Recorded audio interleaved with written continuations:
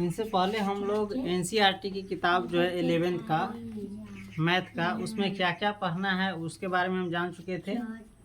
अब हमको सबसे पहला जो चैप्टर है जिसका नाम है सेट, इसी को इंग्लिश में कहते हैं समुच्चय, इसके बारे में जानेंगे। किताब में दिया हुआ है सेट्स, इससे कंफ्यूज मत होइएगा, यह है वास्तव में सेट ही। ये बहुवचन रूप बनाया है, जैसे बुक माने क्या होता है किताब, इसका बहुवचन बनाना रहता है तो इसमें एस लगा दिया जाता है, उसी प्रकार से सेट में लगा दिया गया है। तो हम सुविधा के लिए क्या पढ़ेंगे, सेट ही पढ़ेंगे, समझ गए। अब सबसे पहले हम जानेंगे सेट। सेट किसे कहते हैं, तो सेट समझने के लिए आइए हम एक उदाहरण लेते हैं। जैसे होता है बाजा का सेट, उसमें क्या रहता है, हॉर्न रहता है, बक्सा रहता है, एम्पलीफायर रहता है, ऑडियो मिक्सिंग करने वाला रहता है, माइक रहता है, ये सब मिला करके क्या कहलाता है, बाजा का सेट। सेट कहने का मतलब होता है किसी भी चीज़ का पैकेट, समूह, संग्रह इत्यादि, समझ गए। आइए इसकी परिभाषा देखते हैं। सेट किसे कहते हैं, किसी भी चीज़ के समूह को या संग्रह को या पैकेट को क्या कहते हैं, सेट कहते हैं, है ना। जैसे देखिए ताश की गड्डी, ताश की गड्डी क्या है, एक सेट है। इसमें क्या रहता है, ताश का इक्का से लेके बादशाह तक ये सभी चीज़ें रहता है, तो इसको हम क्या कहते हैं, ताश की गड्डी को हम सेट कह सकते हैं। ताश को नहीं कह सकते हैं, ताश की जो गड्डी है जो हम नया खरीद करके लाते हैं वो क्या रहता है, ताश का पैकेट रहता है, उसमें जितने भी ताश होते हैं, जितने भी पत्ते होते हैं, उन सबका समूह रहता है। तो इस प्रकार से हम कह सकते हैं कि ताश की गड्डी क्या है, सेट है, समझ गया। उसी प्रकार से व्यक्तियों की भीड़, व्यक्तियों की भीड़ भी क्या है, सेट है एक प्रकार का। व्यक्तियों की भीड़ में क्या रहता है, व्यक्ति रहता है। उसके बाद है क्रिकेट टीम, क्रिकेट टीम भी क्या है, एक सेट है, क्योंकि इसमें खिलाड़ियों का समूह रहता है, खिलाड़ियों का सदस्य रहता है। उसी प्रकार से प्राकृतिक संख्याओं का समूह, समूह को संग्रह भी कहा जाता है। प्राकृतिक संख्या में क्या आ जाता है, जितने भी प्राकृतिक संख्या होते हैं वो सभी आ जाता है। प्राकृतिक संख्याओं के समूह में क्या होता है, जितने भी प्राकृतिक संख्या है वो सभी चीज़ें आ जाती है। तो उसको हम प्राकृतिक संख्या के समूह को भी क्या कह सकते हैं, सेट कह सकते हैं। प्राकृतिक संख्या को नहीं, प्राकृतिक संख्या के समूह को क्या कह सकते हैं, सेट। प्राकृतिक संख्या में जैसे कहाँ से आता है, 1 2 3 4 5 6, ये अनंत तक जितनी भी प्राकृतिक संख्या है वो सारी चला आएगा प्राकृतिक संख्याओं के समूह में। आप 9th क्लास में पढ़े होइएगा प्राकृतिक संख्या किसे कहते हैं। अगर नहीं जानते हैं तो कह सकते हैं, हम बना देंगे फिर से सारी संख्या पर वीडियो। उसके बाद है अभाज्य संख्याओं का समूह। समूह जब ये लगा तो समझ जाइए कि पैकेट हो गया है, सेट हो गया है, समझ गए। अभाज्य संख्या नहीं है सेट, लेकिन अभाज्य संख्याओं का जो समूह होता है वो सेट कहलाएगा। जैसे अभाज्य संख्या में क्या आ जाएगा, 2 3 4, 4 नहीं होगा, 4 1 से और 2 से भी कर जाते हैं और 4 से भी करते हैं, तो 5 7 11 13 17 19 23, इस प्रकार से अनंत तक जितने भी जाइएगा सारा अभाज्य संख्या चलाएगा, किसके, अभाज्य संख्याओं के समूह में। तो इस प्रकार से हम कह सकते हैं किसी भी चीज़ के समूह को क्या कहते हैं, सेट कहते हैं। और इसी को हिंदी में समुच्चय कहते हैं। चाहे समुच्चय के बारे में पूछे चाहे सेट के बारे में पूछे तो हम यही परिभाषा बोलेंगे, किसी भी चीज़ के समूह को या संग्रह को या पैकेट को क्या कहते हैं, सेट कहते हैं।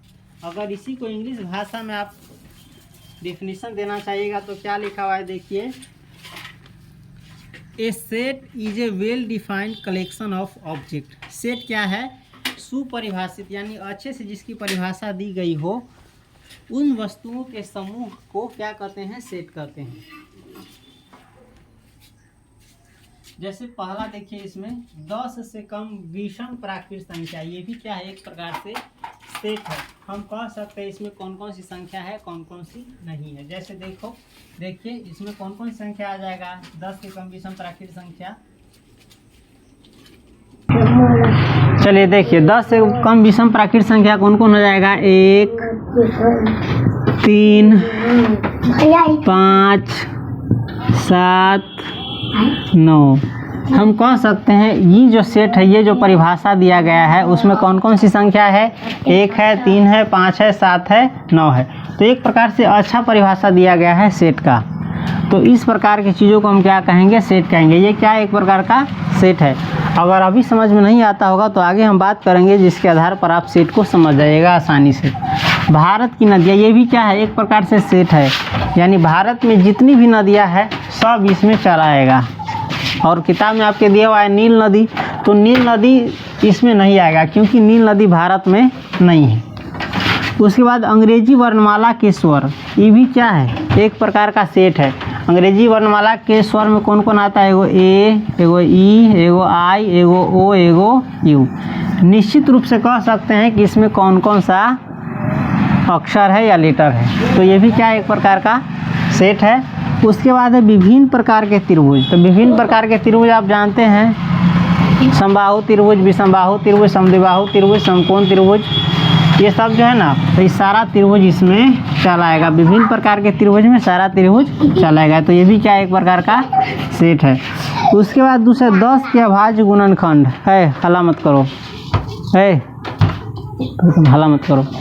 दूसरे 10 के अभाज्य गुणनखंड, इसमें भी हम कह सकते हैं कि निश्चित रूप से कौन कौन सी संख्या आएगी। तो इस प्रकार से ऐसा परिभाषा आपके सामने दिया जाए जिसके आधार पर आप कह सकते हैं कि कोई चीज़ उसमें है कि नहीं है, तो वैसे चीज़ को क्या कहेंगे, सेट कहेंगे। जैसे दूसरे 10 का अभाज्य गुणनखंड आप निकाल सकते हैं, निकाले होइएगा, तोड़ेंगे इसको, 2 से लगाएंगे, 2 का 2, 0, 2 5 10, 5 1 6, 3 से लगाएगा, 3 तिहाई 9, 1 3 5 15, फिर 5 से लगाएगा और 5 7 35। तो यानी हम कह सकते हैं दूसरे 10 के अभाज्य गुणनखंड कौन कौन है, गुणनखंड 2 है, एगो 3 है, एगो 5 है, एगो 7 है। इसके अलावा कोई दूसरा नहीं है। तो ये भी क्या है, एक प्रकार का सेट है। अब कह रहा है समीकरण x² - 5x + 6 = 0 के मूल। आप ये भी बनाए होइएगा 9th में या 10th में। तो इसका मूल यानी हल निकालेंगे, जो जो होगा उसको लिख देंगे। जैसे x² - 5x + 6, ये बनाइए होइएगा आप।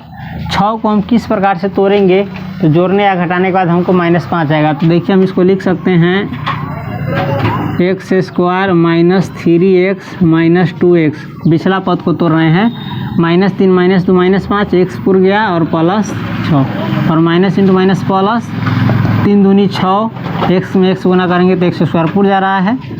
अब क्या करेंगे, हम इस दोनों में कॉमन लेंगे, x -3 बचेगा, इसमें भी हम -2 कॉमन लेंगे तो x -3 बचेगा। अब बनाया होइएगा। अब क्या करेंगे, x -2 एगो x -3 बराबर 0 बराबर 0, या x -2 बराबर 0 और एगो होगा x -3 बराबर 0, से x बराबर हो जाएगा 2 और x बराबर हो जाएगा 3। तो इस समीकरण का मूल कौन कौन होगा, 2 होगा, एगो 3 होगा। तो इस प्रकार से कह सकते हैं ये जो सभी चीज़ें आपने देखा अभी क्या है, ये विभिन्न प्रकार की संख्याओं का, वस्तुओं का क्या है, एक प्रकार का सेट है, पैकेट है। तो ऐसी चीज़ों को हम क्या कहेंगे, सेट कहेंगे। अब हम अंग्रेजी वर्णमाला का, अंग्रेजी लेटर का जो अक्षर है उसको जानेंगे, ये किसको प्रदर्शित करता है, सिंबल इसको संकेत करते हैं। जैसे अब किताब में कहीं n लिखा रहेगा तो n का मतलब क्या होगा, ये सेट है। किसका सेट है, प्राकृत संख्याओं का सेट है, यानी प्राकृत संख्याओं का समुच्चय। इसी को इंग्लिश में लिखा गया है, इंग्लिश मीडियम वाले देख सकते हैं, the set of all natural numbers. n क्या है, सेट है किसका, सभी प्राकृत संख्या का। उसी प्रकार से z क्या है, पूर्णांकों का समुच्चय है। इंग्लिश में इसको पढ़ेंगे the set of all integers. z क्या है, जितने भी पूर्णांक है उस सब का समुच्चय है, सेट है।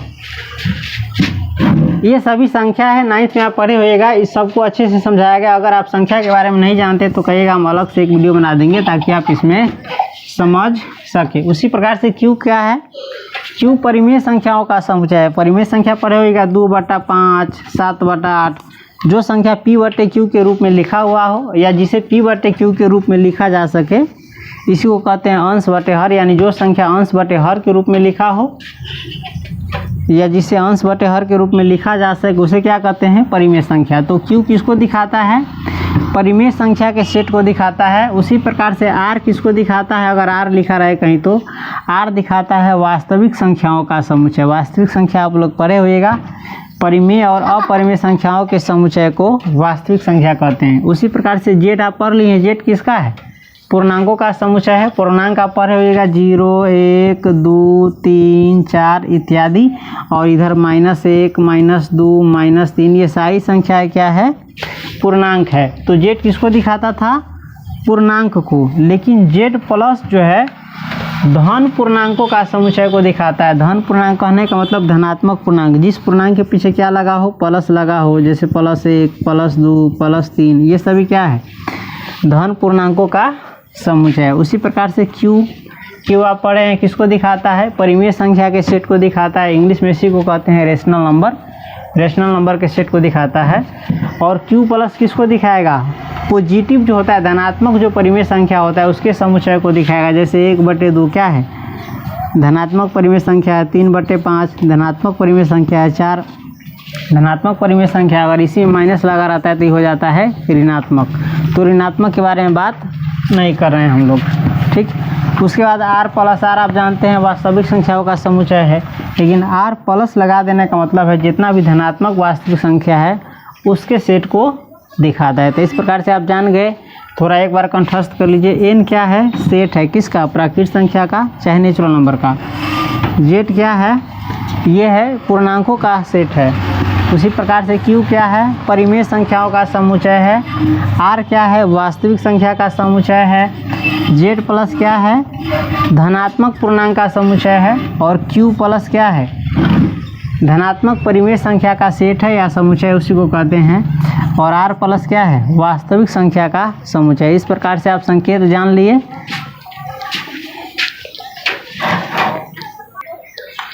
चलिए अब एक चीज़ पर ध्यान दीजिए नोट में। जैसे देखिए एक में क्या है? विश्व के 5 सर्वाधिक विख्यात गणितज्ञ, यानी दुनिया के 5 सबसे अधिक प्रसिद्ध गणितज्ञ यानी मैथमेटिशियन, ये सेट नहीं है। क्योंकि सबकी नज़र में अलग अलग गणितज्ञ हो सकता है। किसी की नज़र में कोई दूसरा गणितज्ञ सबसे ज़्यादा प्रसिद्ध होगा, किसी की नज़र में कोई तीसरा गणितज्ञ सबसे ज़्यादा प्रसिद्ध होगा। तो यहाँ सबके मन में अलग अलग विचार आएगा। आपके हिसाब से अगर कहेंगे 5 वो दुनिया के सबसे प्रख्यात यानी विख्यात गणितज्ञ का नाम बताइए, तो आप नहीं बता पाइएगा। सबसे पूछेंगे तो सबका अलग अलग आंसर होगा। तो इस प्रकार की चीज़ों को सेट नहीं कहेंगे। दूसरा अपना मन से बनाते हैं। चलिए दुनिया के 5 सबसे स्मार्ट लड़का है ना, ये भी एक सेट नहीं है। क्यों सेट नहीं है? क्योंकि हो सकता है सबकी नज़र में, किसी की नज़र में कोई दूसरा लड़का स्मार्ट हो, किसी की नज़र में कोई दूसरा लड़का स्मार्ट हो। तो यहाँ पर सबका आंसर क्या हो सकता है? अलग अलग हो जाए। इसी प्रकार से कहते हैं कि भारत की चाहे किसी दुनिया की 5 सबसे खूबसूरत लड़की, तो ये भी सेट नहीं है क्योंकि सबका आंसर अलग अलग हो सकता है। लेकिन जब ये कहेंगे, क्या कहेंगे? हिंदी के भवेल, तो सबका एक ही आंसर होगा। कौन सी? A, E, I, O, U। तो ऐसे चीज़ को क्या कहेंगे? हम सेट कहेंगे। समझ गए? तो एक प्रकार से आप सेट किसे कहते हैं किसे नहीं कहते हैं समझ गए होइएगा, है ना। समझा कि नहीं? तुम लोग क्या समझेगा इस प्रकार से आप कुछ और भी सोच सकते हैं। जैसे 5 सबसे स्वादिष्ट फल का नाम, यानी बताना है तुमको 5 सबसे स्वादिष्ट यानी टेस्टी फल का नाम। तो बता सकता है। सब अलग अलग होता है। किसी को कोई दूसरा फल, किसी को आम स्वादिष्ट लगेगा, किसी को अनार लगेगा, किसी को जामुन लगेगा, किसी को खजूर लगेगा। तो सबका अलग अलग इसमें आंसर होगा। तो ये क्या है? सेट नहीं कहलाएगा।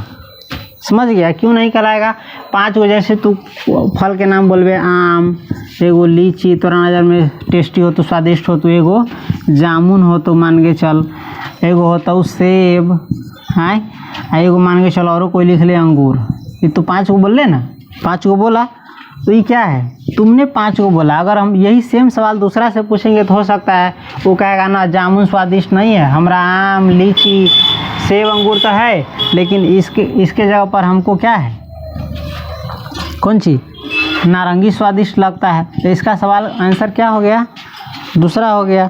तो इस प्रकार से इसमें झगड़ा हो जाएगा, सब कहेगा ना हमरा ये 5 फल स्वादिष्ट नहीं लगे, हमारा दूसरा फल लगी है। तो इस प्रकार से क्या हो जाएगा, ये सेट नहीं कहलाएगा। क्यों? क्योंकि इसमें क्लियर नहीं है कि किस फल का नाम लिया जाए। और भी तुम अपना में से सवाल बना सकता है, ये सब भी सेट नहीं होता, सब हो सकता है। और हाँ, 3 क्या सबसे कौन सी अच्छा खेल, कौन सी? तो ये भी क्या है, सेट नहीं है, क्योंकि सबसे पूछेंगे तो अलग अलग। कोई कहेगा 3 गो में हमारा फुटबॉल अच्छा लगता है, कहेगा ना, एगो क्रिकेट अच्छा लगता है और एगो बास्केट बॉल, बोल सकता है ना कोई।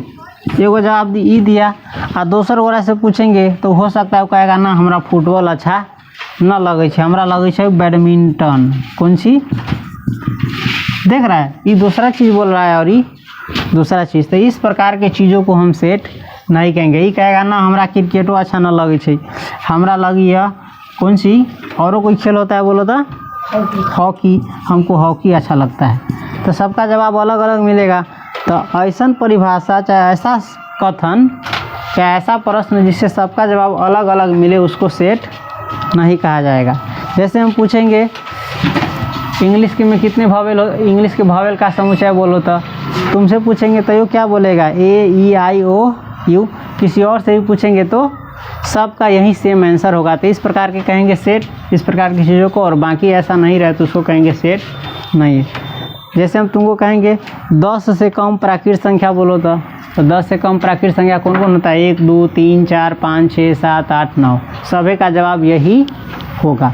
तो ऐसे चीज़ों को कहेंगे सेट। अगर ऐसा ना रहे तो एकरा कहेंगे सेट नहीं है ना। तो सेट समझ गए होगा, छोड़ो इसको, अब आगे